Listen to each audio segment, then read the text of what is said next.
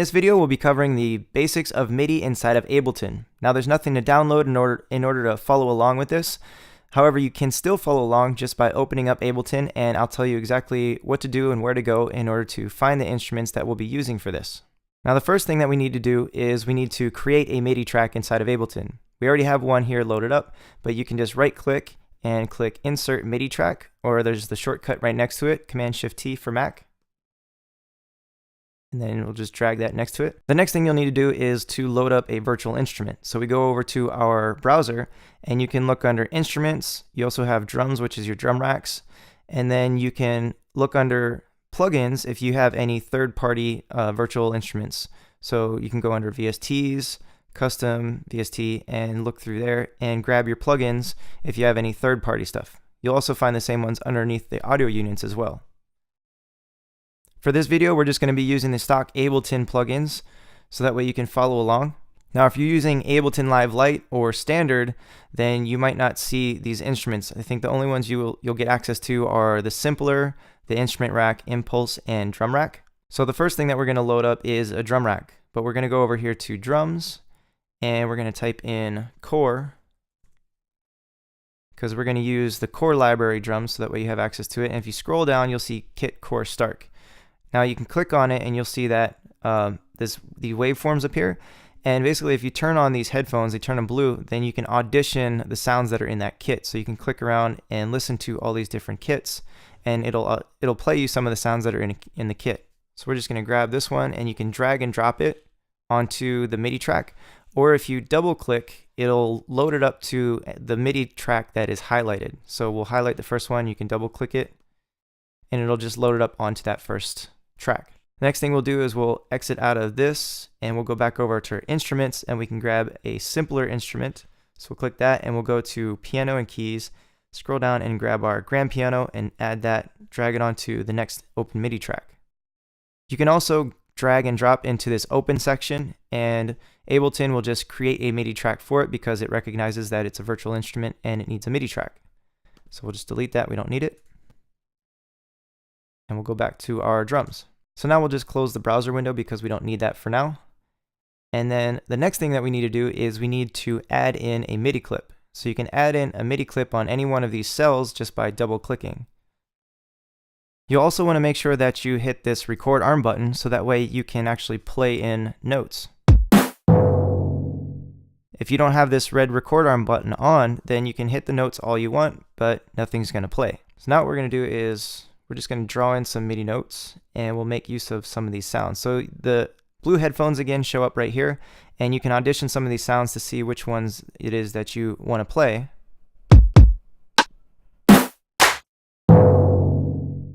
So if we want to just lay down a basic kick pattern, we can hit Command B, or you can just go up here into the upper right hand corner and just click this little pencil tool and draw in your notes. Turn off the headphones for now.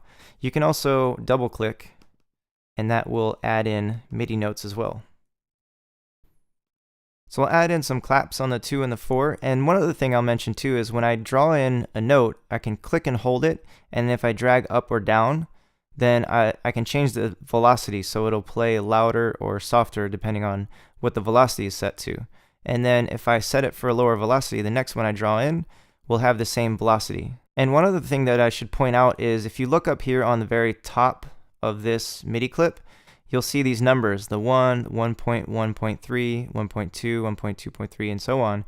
So you'll see these numbers, and these are the divisions of this clip. So there's the first note, there's the second quarter note, there's the third quarter note, and the fourth quarter note. So this is divided up into, what's divided looks like into 16th notes right now. So there's 4 divisions for every quarter note, which means it's 16th. And if I right click inside of here, we can change it from a 16th. Let's go to 1 bar. So now if I draw in a note, it's going to draw it for the entire bar. And then I can right click and change it to half. And so I can draw in 2 notes for every bar. Or I can change it to quarter notes and then just draw in quarter notes. And so basically these divisions, it just keeps chopping this 1 bar loop in half. So you have quarter notes, and then you have eighth notes, so you can draw in eighth notes if you wanted to for, let's say, a hi-hat. You can draw an eighth note hi-hat pattern. And then you can even add in and take it down in 16ths, 30 seconds, and you can go further with divisions as well.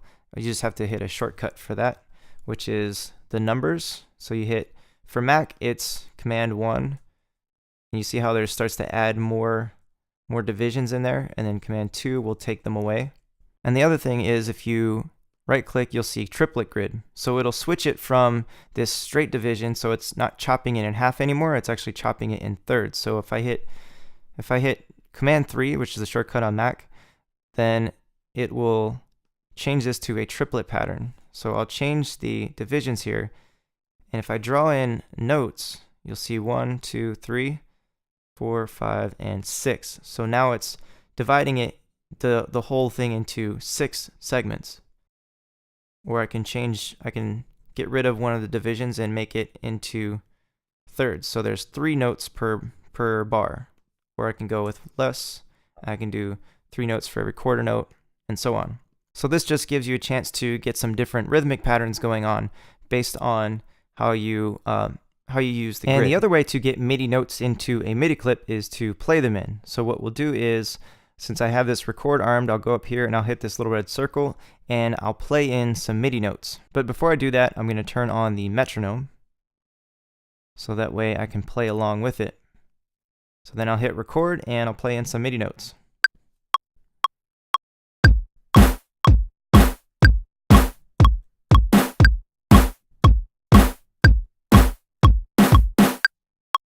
So you'll notice that when I hit my spacebar and stop this, that it actually automatically snapped it to a 4-bar loop. So there's 4 bars I played in, and here's my drums that I recorded. And so Ableton automatically snapped it to 4 bars, which is great. So I don't have to go back in and edit this. Now the one thing I will do though is I will quantize this. And what that means is I'm just going to take these notes and I'm going to have Ableton move them to the grid. So if I get rid of my pencil tool and I select all of these notes, you'll see that they're not really on the grid. So if I zoom in, you can see that here's the grid line and here's the note. This one looks like it's pretty close. This one looks like it's ahead of it. This one's really ahead. Some of these kicks are pretty far ahead. So what I want to do now is I want to have Ableton put them on the grid for me. So then I'll hit Command Shift U, or I can right click and go to Quantize Settings. You can just do Quantize, but the reason I want to go to Quantize Settings first is because I want to show you what Ableton's doing. So anytime that you just hit Quantize, Ableton's going to quantize it based off of these settings that you have given it. And so you can do 100% quantize, so it'll put every single note right on the grid line, or you can do it relative. So if you think if the performance was pretty good, but it was just a little bit off, then you can maybe do just a bit of quantization so it won't really put it on the grid, which is kind of good if you want to still keep that human kind of feel if you play the notes in.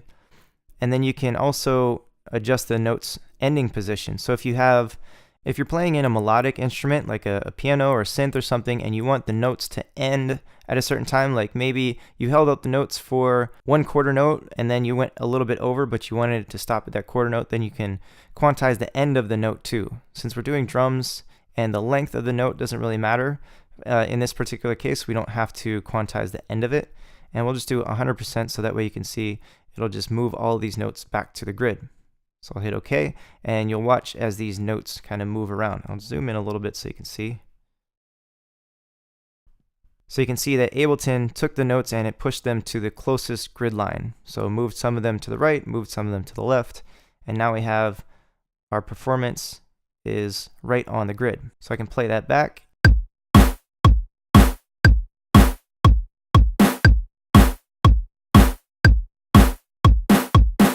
So I'll turn off the metronome, and these other notes didn't quite go where I wanted them to. So what I'll do is I'll zoom into the grid. I didn't want them exactly on that. And so I'll highlight both those, and I can use my arrow keys and move them over. I think that's kind of where I wanted them. Oh, actually, I wanted this one on the end and this one to be over here. So let's listen to that.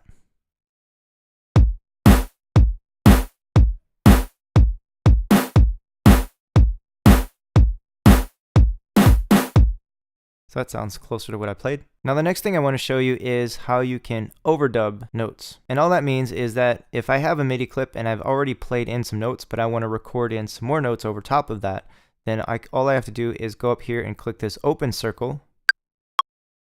And you'll see that it automatically it picks up the last MIDI clip that I had played. So this one right here, because this track is record armed, it'll just start overdubbing over this last MIDI clip that I recorded. So we'll pick a sound. We'll just do a hi-hat and then we'll overdub record that.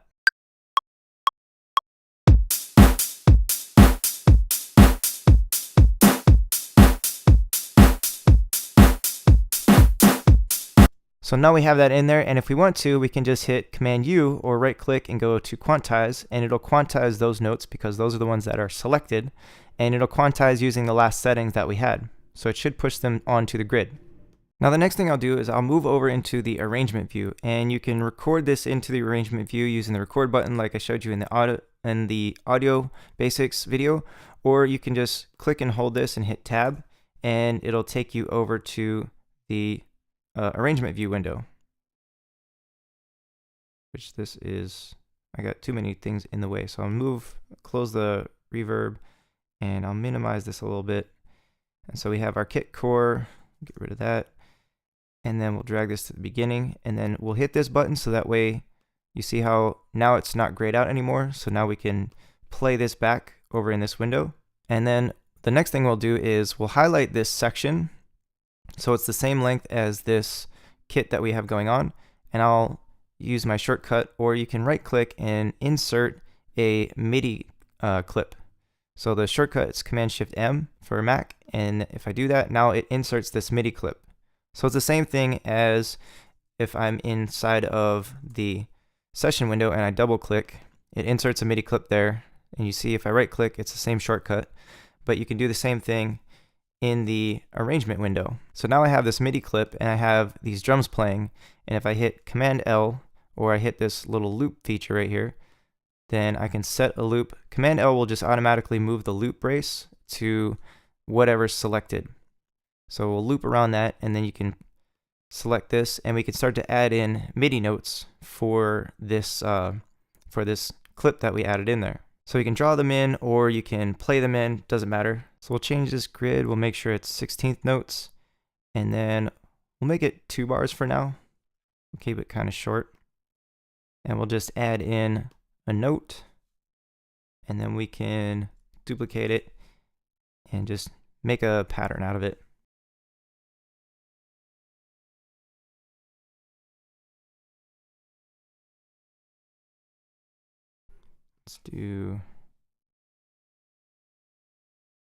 Let's try that. Alright, so we've got that. We'll double that up, and we'll move it to another chord. Move it up to the G. So we're starting on F, moving it to the G, and then we'll maybe move it to the A. Actually, here, let's go back to 4 bars. So then we'll select all of those, move those over. We can start on the A,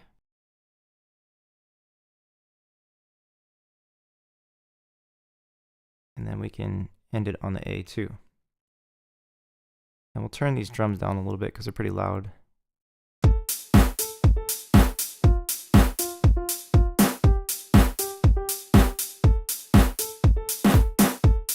So now we have some notes in there, and there's another feature I want to show you, and basically what you can do is you can smush these to make them play faster, or you can stretch them out to make them play longer. And so you can use these features over here. There's this one, it'll double time it. So if I click this, if I select all of these notes and I click this button, you'll see that it shortens the length of them. So it'll make them play faster. And then we can change our loop length down to 2 notes. Or to 2 bars. So now if I play this back, it'll play a lot faster.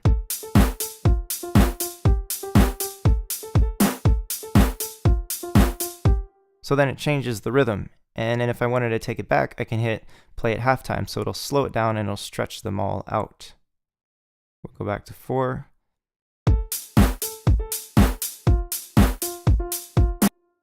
And because I have all these selected, I can hold my shift key down and I can extend the notes out and make them play longer.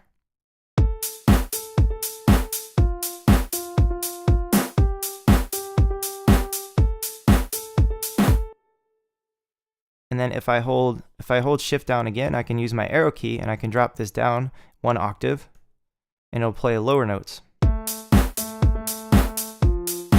If I do it again, I can maybe make a bass line out of this.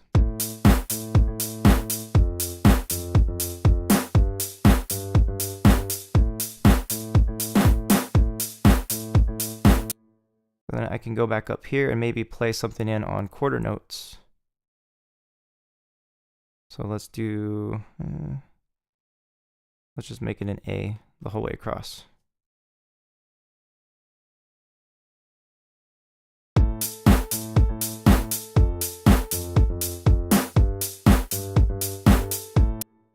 We'll change the grid length so I can shorten these notes up a little bit.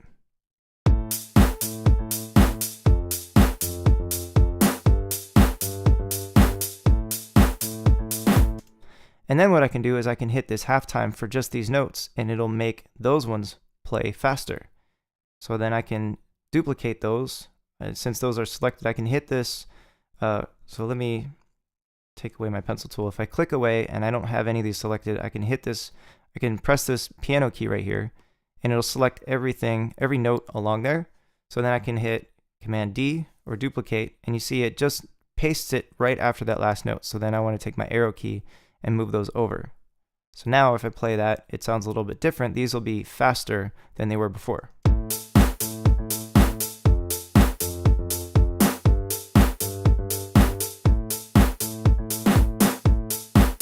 So you're able to create some rhythmic patterns pretty quickly. If you have some MIDI notes in here and maybe you've made a rhythmic pattern and you want to test it out, you can try some different ideas by half timing it or double timing it and getting those rhythms to play faster or slower.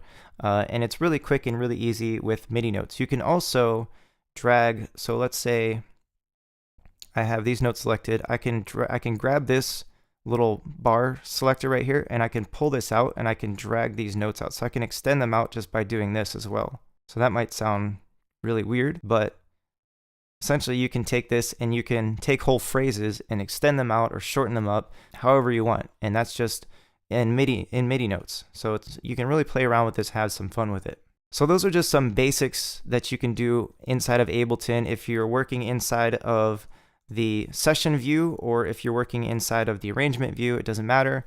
Once you get them into a MIDI clip, then you can do all kinds of fun things with the MIDI notes by changing the velocities, by stretching or compressing the notes and changing up the rhythmic patterns.